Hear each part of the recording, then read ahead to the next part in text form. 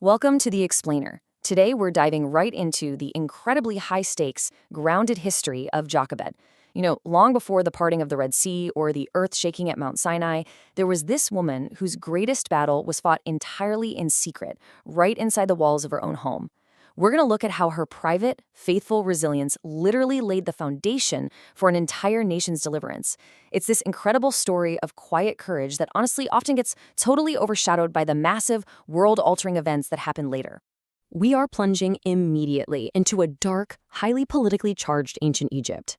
Generations have passed since Joseph saved the nation from famine, and a paranoid new Pharaoh has taken the throne. He issues a horrifying decree: eliminate every newborn Hebrew son. It's a stark reminder that whenever evil cannot control tomorrow, it tries to destroy tomorrow before it's even born. Make no mistake, Pharaoh isn't acting out of some sense of punishment here. He's acting out of absolute, gripping terror of the possibility that these children represent. Part 1. The Shadow of Tyranny. Let's look at the fear and depression defining this era. The empire has fundamentally shifted its perspective.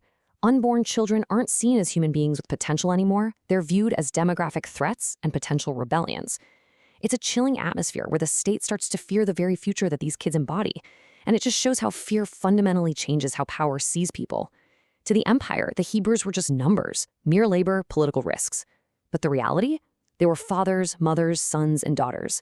When rulers are governed by insecurity, neighbors are quickly turned into enemies, and deeply connected families are just reduced to mere statistics on a ledger. Which brings us to part 2, choosing life amidst the terror. So Jochebed conceives a son directly into this suffocating atmosphere of terror. We really have to pause and think about what that actually meant.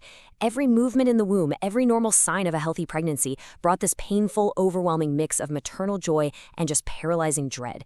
She was living beneath that death sentence already pronounced over her unborn child. But faced with an impossible situation, she chooses life before knowing the outcome. She flat out refuses to let fear architect her motherhood.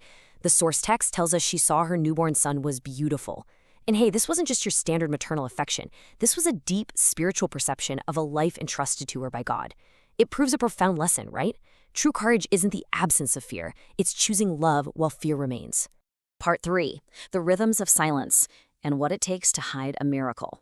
While the tyrant was busy counting bodies and treating human beings as demographic threats, Jochebed saw a face. And that face sparked a desperate, hidden resistance inside her home. The real battle begins not out on some dusty battlefield, but in a nursery. We can trace the agonizing timeline of those first 3 months. Month 1 brings this intense mix of joy and absolute terror. Month 2 brings growing paranoia, where every single cry is a literal threat to their lives, and every neighbor becomes an uncertainty. And finally, month 3 arrives, where the ticking clock of discovery forces the household into extreme paranoia, and hiding simply becomes impossible. Just to survive those 3 months, Jochebed has to master an exhausting, terrifying routine.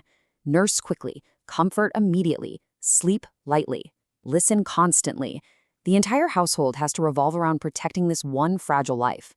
It shows us that faith is often so much less dramatic than parting seas or calling down fire from the sky. Most of the time, faith is just about staying awake, whispering instead of speaking, and enduring another day without any certainty of tomorrow. Moving into part 4, the river of providence, and the agonizing act of letting go. Eventually, holding on is no longer an option. Jochebed realizes that to save him, she has to release him. She has to construct a papyrus basket to do the unimaginable, letting go of her child into the unpredictable waters of the Nile. Now, there is an incredible hidden linguistic connection in the original text here. The scripture doesn't use the normal word for basket. It uses the word tevah, which translates to ark. This specific word is used only twice in the entire Hebrew Bible, once for Noah's massive vessel and once for Jochebed's tiny papyrus basket. By using this exact word, describing it coated with bitumen and pitch, the text is silently revealing to us that God is beginning another monumental act of salvation. Jochebed's little basket is carrying the future deliverer of Israel.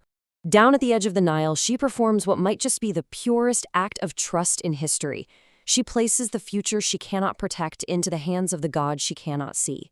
She recognizes that true faith doesn't demand control. She couldn't stop the river, and she certainly couldn't defeat Pharaoh.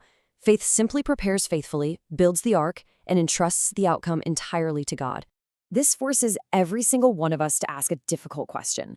What do we do when we reach a river we cannot cross on our own strength? Every human being eventually hits a point where wisdom ends, human control completely disappears, and trust becomes the absolute only bridge forward. Jochebed stood at that exact edge.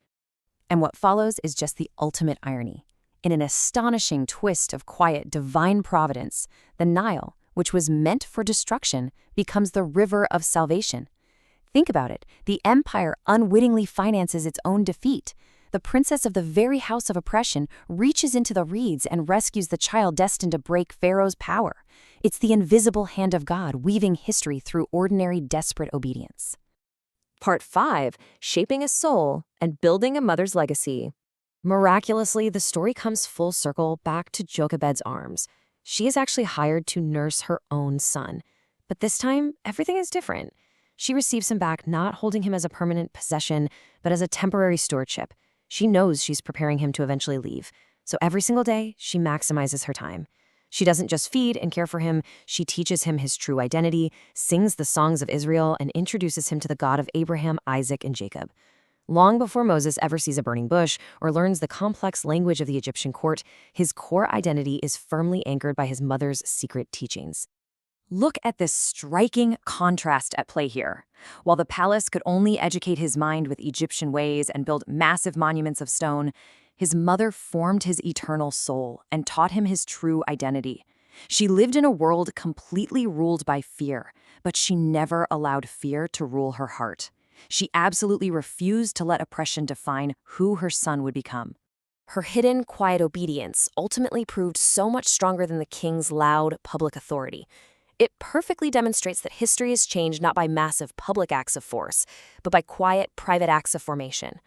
Heaven remembers the names of mothers because they shape eternity. The empire built monuments, but Jochebed shaped a soul, preserving hope itself for a whole nation. So I'm going to leave you with this provocative thought as we wrap up this explainer. In a world that idolizes loud power, how will you use your quiet courage to shape tomorrow? Just like Jochebed, your own private, faithful resilience has the incredible power to shape a future that public powers simply cannot control. Thanks for joining me, and I really hope this deep dive leaves you inspired to find that quiet courage in your own life.